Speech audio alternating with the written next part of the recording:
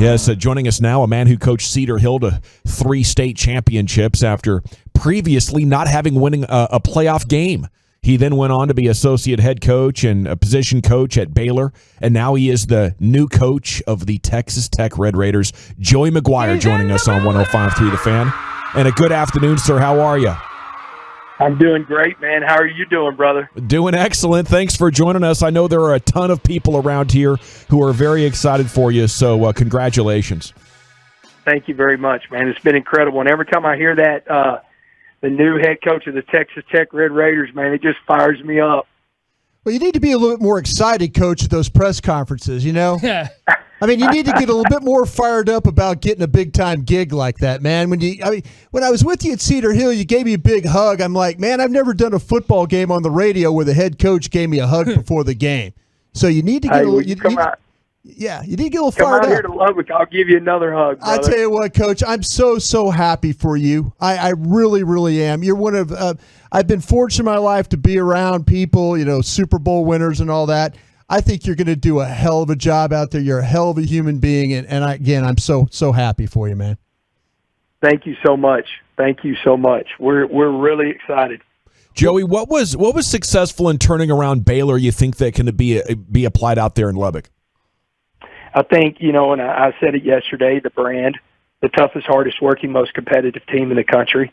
You know, we've got to play a style of football that when opposing coaches turn on the film, they're like, oh, wow, we're fixing to get ready to get in a 12-round fight, you know, and so I think that's one. And then I also think between Matt Rule and Dave Aranda, what I learned in the recruiting, just the evaluation process is going to help us have a leg up, hopefully, on what we're going to do here recruiting-wise and developing players.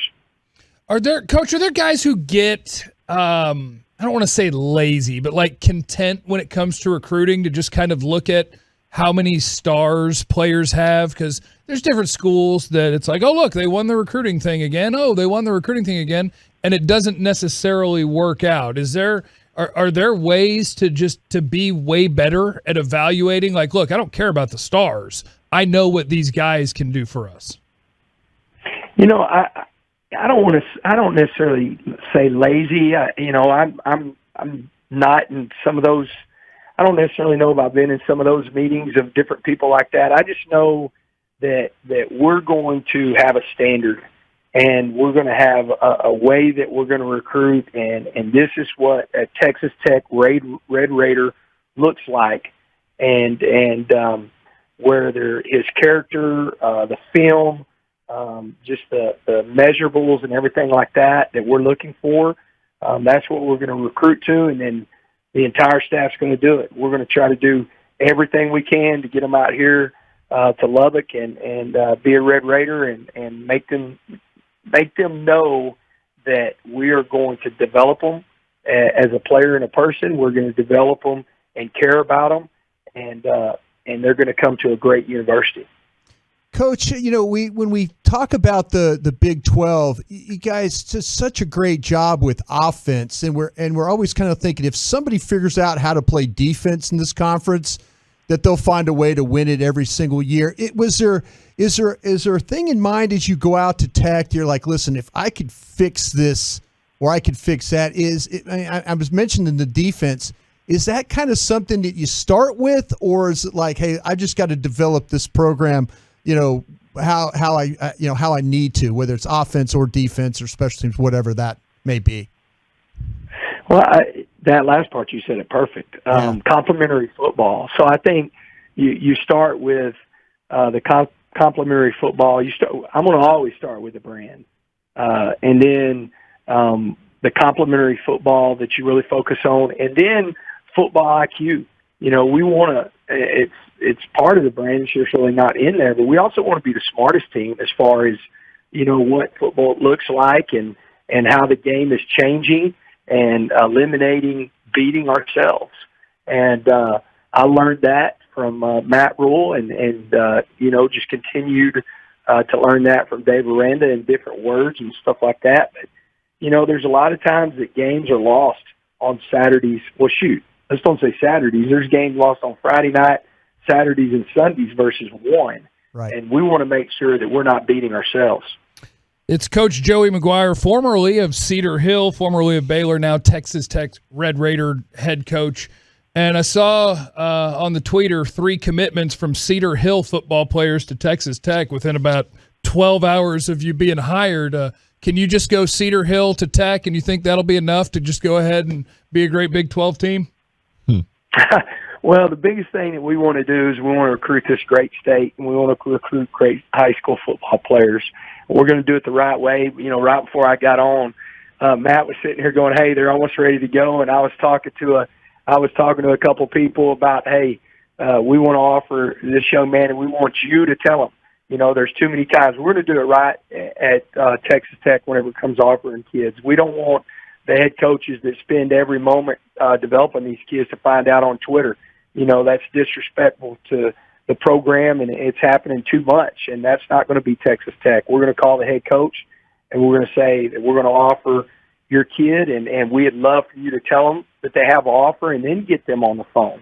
And there's a process like that. And if you want to talk about the laziness of recruiting, then maybe that's happening more than anything, that, you know, you're going to the kid first, and man, those kids need to know and they need to be recruited, but there's also, you got to respect the coaches in this state. And so we're going to recruit it that way. And then, you know, a big part of us right now is, man, we have some great football players out here in West Texas.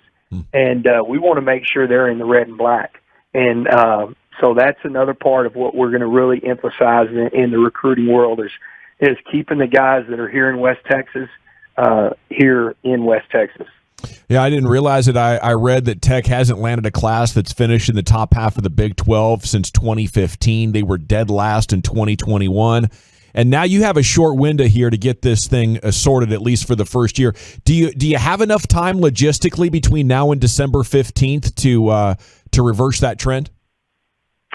Well, I'll tell you this, and this is going to sound crazy, and of course I understand, and you understand, and we talked about it, of recruiting rankings and all that stuff. But, you know, Matt Rule told me one time, I believe we signed the highest ranked class in the history of Baylor football at the time, and I think it might have been like 26th. And he said, "Joey, if I could stay somewhere between 25 and 35. And I was like, "Well, Coach, don't you want to be number one?" And he goes, "There's a lot of misses in number one, because then you start recruiting the stars instead of recruiting to your standard." And so, of course, we're going to, because what is the brand? It's the brand toughest, hardest working, most competitive. And so our coaches are going to compete in recruiting like crazy. But just because somebody rated him a 5-star that watched film on him and, you know, doesn't know his arm length, his hand size, doesn't know his heart, doesn't know his character, and he rated him a 5-star, there's a lot of 5-star misses out there. You know, I mean, they do the stat every year after the Super Bowl that there's X amount of no stars, X amount of 2 stars, X amount of 3 stars. We got to do our homework. I respect the guys that do it every day with all the recruiting services, but we've got to watch the film too, and we've got to reach out to everybody we can and get all the boxes checked as far as character and grades and fit for here. And so we're going to spend a lot of time on that. I love the recruiting side of it, so that's really good that it's going to be driven that way, but we're going to have some great off-the-field staff and on-the-field staff that are going to do a lot of homework and get the right kids here at Texas Tech. Okay, Coach. Coach, I know. Okay, when I was recruiting in the 80s, way back in the 80s when I was doing this with R.C. Slocum and those guys. Did you have to have a roll of quarters? Yeah, I did. You know me, Coach. You know exactly what I had in my pocket. Okay, I always found if you got the mom on your side, you could get a kid to come with you. Is that still the case nowadays? Could you go in there and work those moms and get them to show how much you really love their son? I'll tell you this, if you're recruiting Garrett McGuire, it wasn't going to be me. If you could get Debbie, then you probably got him. That's what I'm talking about, Coach. That's what I'm talking about. It's Coach Joey McGuire here with you on 105.3 The Fan. So what's first up for you with Sonny Cumbie still running things in the interim? What's going to be your focus on your job as you transition in for the second half of the season? Well, y'all know me. The number one job is to meet these kids that are on this roster right now. We've got some special young men, and it's my job to sounds crazy, but it's almost my job to make sure they know they're being recruited to stay at Texas Tech. And so my next, I've met with some this morning, and my next couple days, all morning long, is booked with guys that between classes and everything like that they come. And, I know a lot of them just from recruiting, but I want them to know that I'm serious about making relationships with them. And that's what we got to start. That's the start. We're evaluating the 22s and 23s, but the guys on this roster, we want to make sure that they know how much that Texas Tech loves them and wants them to be a Red Raider. Because, nowadays, you know exactly what's happening. In coaching changes, there's probably some guys that are talking to different people and trying to get them to get in the portal and stuff like that, because we got some really good football players on this current roster, and it's my job to make sure that they stay in Lubbock and help us win a lot of football games. Well, and Coach, you've already mentioned the kind of relationships and respect for the high school coaches around here, because you just look at your history. And when you got hired from Cedar Hill to go to Baylor, correct me if I'm wrong, but I don't know if it even really mattered what position it was. It felt like Matt Rule wanted a guy that commanded the respect inside the state of Texas of the high school programs to sort of have his fingers in that. And you've coached D-line, DBs, tight ends, DNs, OLBs. When you're power ranking what you think drew Texas Tech to you, is it that ability to coach, or how do you stack up the ability of, I know these people, I can work this state? I think it's a mixture, of I am probably one of the few people, or there's not a lot of us that have coached Power 5 football on both sides of the ball. I'm a Texan, and my DNA, I tell everybody I'm a college coach only because I'm a Texas high school coach that coaches college football. It's not the other way around. So I think the connections in the state, the way we did things at Cedar Hill, the way we continue to do things at Baylor have opened doors and just pouring into young coaches and caring about them and really just doing everything we can to advance this great sport that we get to coach and to develop these kids and love on them. I think everybody sees that, and I think they know that I'm genuinely care about these coaches and say, hey, when the doors open, this is the THSCA headquarters in the state of Texas. Every practice is open to every high school coach 24/7. And you turn around and it's definitely the THSCA headquarters in West Texas.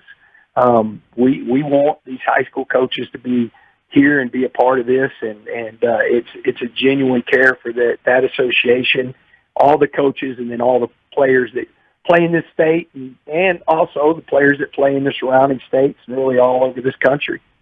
Who's the best player you ever coached inside this state? Man, I don't want to hurt anybody's feelings, but they all know Will Cole. I've coached some dudes, man, but that, it's tough because you could rank 1A and 1B as far as on the offensive side. DeMarcus Lodge is right up there. Defensively, Chris Francis and Richard Moore and Josh Thomas. But golly, you talking about a guy that had a single season of 3,000 yards rushing and 22 yards passing, accounted for 62 touchdowns, and went 16-0 in a place that had never won a playoff game. It's hard to beat Will Cole. Coach, Will Cole is still around here in the flag football world, and I've played with and against him. And I tell people, I played with Danielle Manning at Abilene Christian, and it's between the two of them. But like the best athlete I've seen live, I have not seen a human being that could move like Will Cole. So in 2006, did you coach, or did you just tell Will to have fun? Well, here's the best. Okay, I'm not going to lie to y'all guys. Like, we got beat in 2012 against Katy, and I hated that loss, but it was also, to me, showing that Cedar Hill was not a one-hit wonder, because that's kind of the general thing, that because Will was so great and everything like that, that,